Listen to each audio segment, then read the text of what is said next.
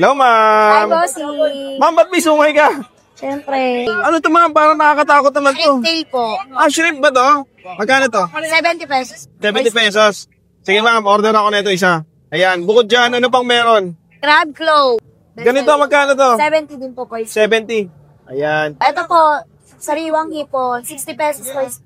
Paano mo nasabi na sariwa to, ma'am? Sariwa, yun, tignan mo. Tapos balita ko, masarap daw dito yung talong. Ano bang meron dun sa talong na yun?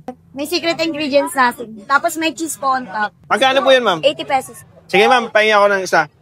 Ayan. Tapos, napakadami pa, ma'am, no? Meron dragon ball. Dragon Ball. May lobster ball. Merong square tofu. Square tofu. Fish cake. Ano to, ma'am? Fish cake. Fish cake. Akala ko singkamas. Fish tofu. Mozzarella. Ano po to, ma'am? Fish tofu po. Fish tofu. Ito po. Mozzarella. Mozzarella to. May laman to sa loob. Yes po. Best seller din po yan.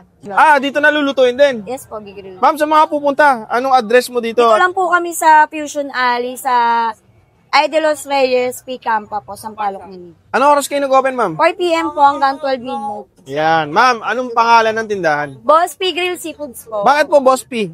Pangalan ng asawa ko si Paulo. Ay, Boss P. Grill. Sige, ma'am.